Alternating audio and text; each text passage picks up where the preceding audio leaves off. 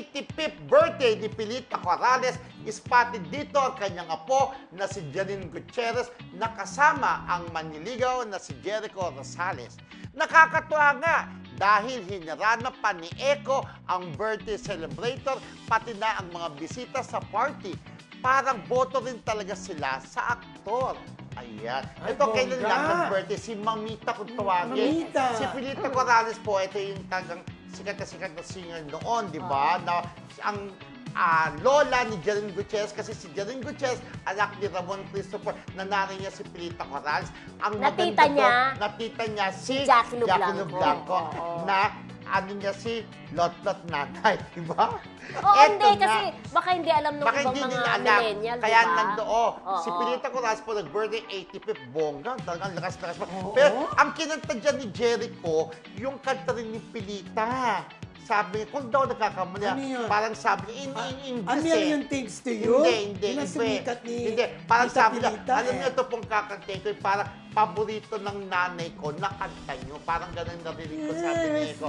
Pero siya sabi kasi hindi liyan din si Pilita Corrales. Pero hindi yun. Pero maganda talaga, di ba, sa mga special occasion ni Janine, andun din si Jericho. Correct. Ibig sabihin talaga, in love na in love. At nung nakita namin ni Milet, mukhang in love na siya kay ano talaga. Kasi ang puso parang niya kay Janine. Parang komportable na rin si Eko sa family ni Janine. Kaya nga sabi, boto nga rin sa kanila. Yung kasi di ba, nung simula pa lang ng medyo pagiging close nila, bigla namang nakilala niya kaagad yung pamilya ni Janine. Gano'n naman talaga, na pagka gusto mo ang babae, talaga namang inilalapit mo ang sarili mo sa pamilya. Kasi which is sabi nga nila, hindi lang yung babae ang nililigawan mo, kundi yung pamilya.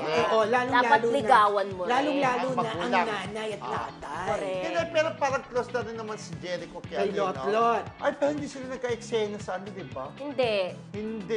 Pero wag tayo spoiler, ha? Ganyan ka na naman. Pero hindi buti na pala sinabi ko. Hindi sila nagkaroon ng eksena. Pero nagkaroon sila ng pagkakataong magkakilala. Kaya nababaitan si Lot-Lot. At yung tono naman ni Lot-Lot ay parang boto naman siya.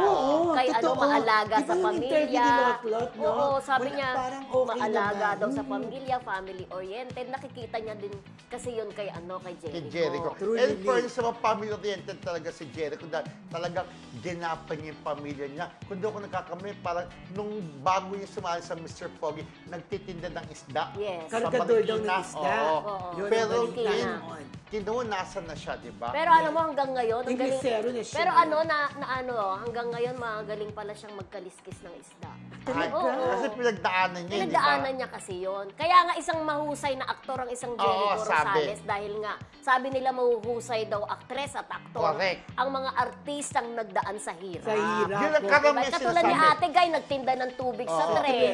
Si Maricel Soriano, siyang breadwinner ng pamilya. Bata pa lang siya, di ba?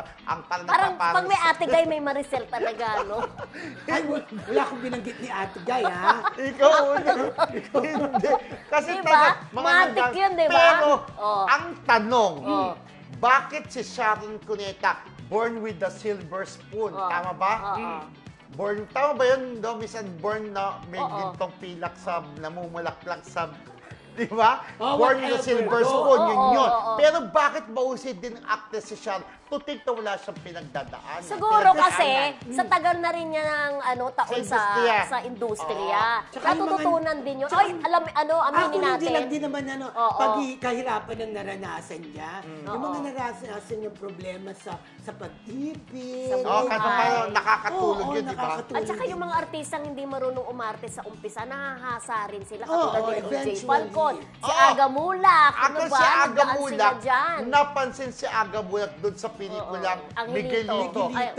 Angelito, batang puso mo, no? Miguelito, ang batang rebelde, na nanay niya si Nida Blanca. Tatay niya si Eddie Garcia at saka best actor siya doon, si Aga Mulak. Tama ba? Best new, parang ang musik.